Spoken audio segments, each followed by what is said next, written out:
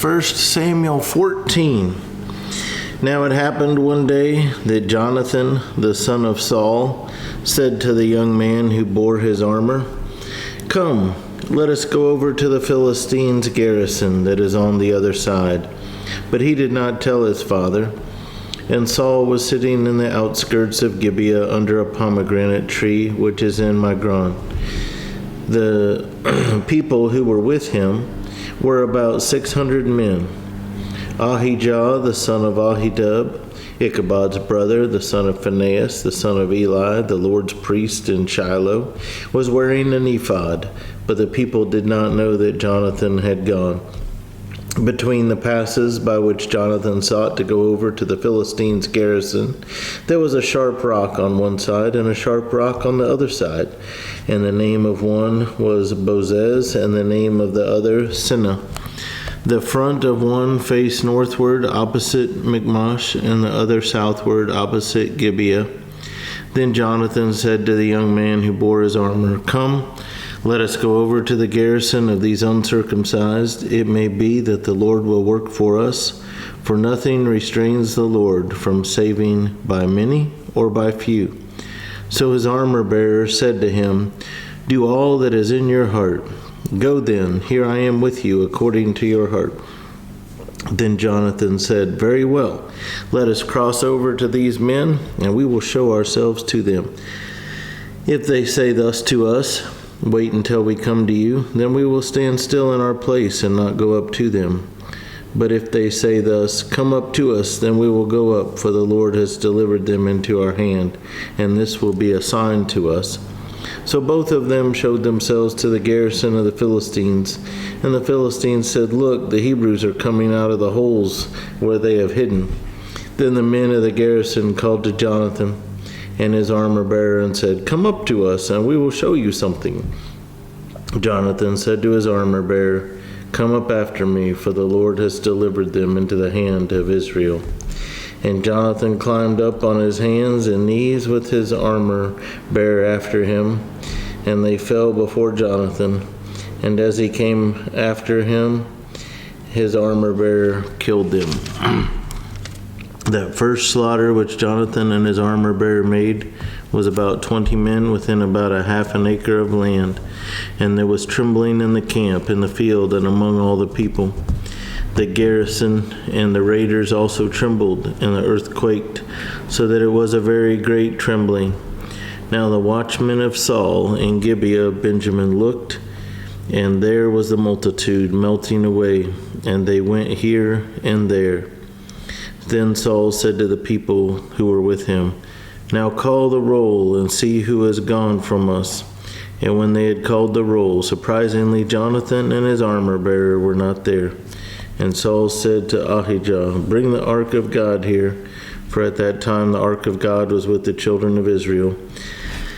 Now it happened while Saul talked to the priest that the noise which was in the camp of the Philistines continued to increase. So Saul said to the priest, "Withdraw your hand." Then Saul and all the people who were with him assembled, and they went to the battle, and indeed every man's sword was against his neighbor, and there was very great confusion. Moreover, the Hebrews who were with the Philistines before that time, who went up with them into the camp from the surrounding country, they also joined the Israelites who were with Saul and Jonathan. Likewise all the men of Israel who had hidden in the mountains of Ephraim, when they heard that the Philistines fled, they also followed hard after them in the battle. So the Lord saved Israel that day, and the battle shifted to Beth-aven. And the men of Israel were distressed that day, for Saul had placed the people under oath, saying, "Cursed is the man who eats any food until evening, before I have taken vengeance on my enemies." So none of the people tasted food. So this is an example of how the Lord is working miraculously, and Saul, who isn't the brightest and isn't really walking with God, makes a stupid vow. Here you are, your people are fighting a battle, and you're going to pick this moment to fast. That's not wise. That's not of God. He didn't seek the Lord on that. That was his bad call. And it says that anybody who tastes food is going to be cursed. So these rash vows are just really dumb. So none of the people tasted food. Now all the people of the land came to a forest, and there was honey on the ground. And when the people had come into the woods, there was the honey dripping. But no one put his hand to his mouth, for the people feared the oath. But Jonathan had not heard his father charge the people with the oath. Therefore he stretched out the end of the rod that was in his hand, and dipped it in a honeycomb, and put his hand to his mouth, and his countenance brightened. So that makes sense, right? You're out in battle, you're depleted of all natural energy, and so you taste honey, and it's got natural sugars and nutrients, and it helped him. But this is what Saul, his father, had said they couldn't do while they're trying to fight a battle. So verse 28, then one of the people said, your father strictly charged the people with an oath, saying, cursed is the man who eats food this day. And the people were faint. But Jonathan said, my father has troubled the land. Look now how my countenance has brightened, because I tasted a little of this honey. How much better if the people had eaten freely today of the spoil of their enemies which they found. For now would there not have been a much greater slaughter among the Philistines. So Jonathan immediately recognizes the lack of wisdom of his father Saul. Now they had driven back the Philistines that day from Michmash to Aijalon, so the people were very faint. And the people rushed on the spoil, and took sheep, oxen, and calves, and slaughtered them on the ground, and the people ate them with the blood.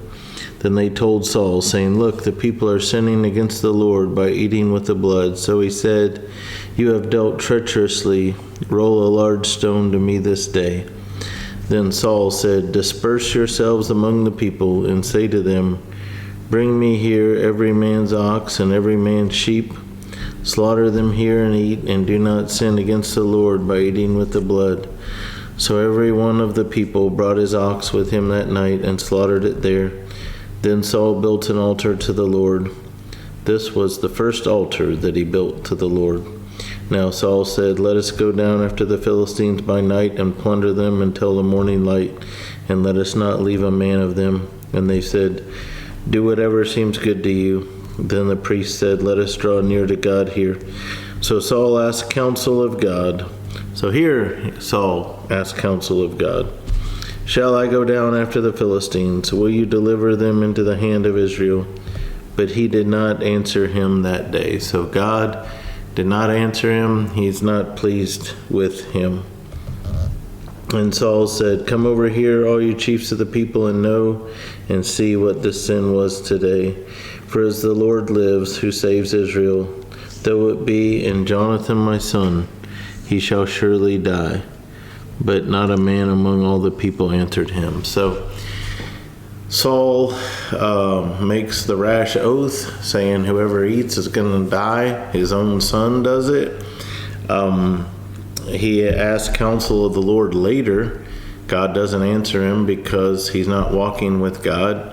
He's kind of using God more like a superstition.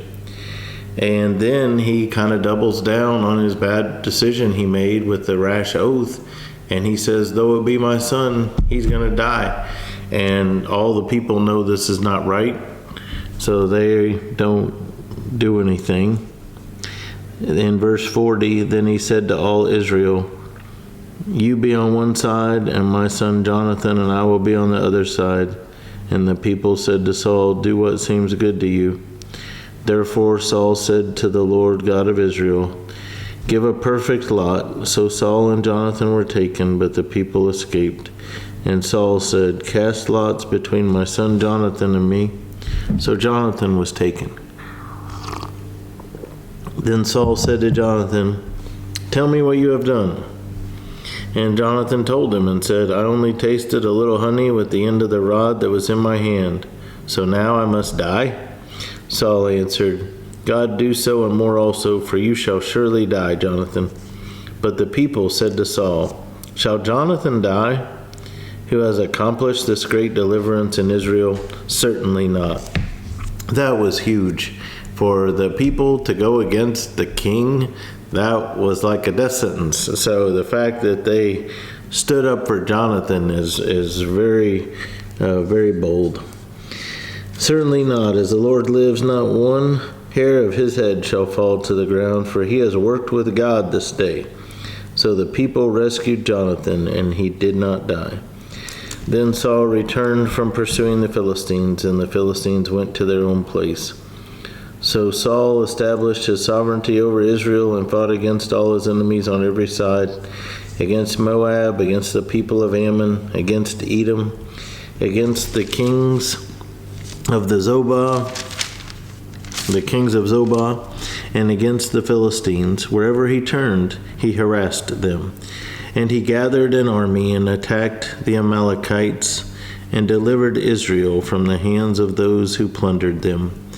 The sons of Saul were Jonathan, Jeshu, and Malchishua, and the names of his 2 daughters were these, the name of the firstborn Merab, and the name of the younger Michal.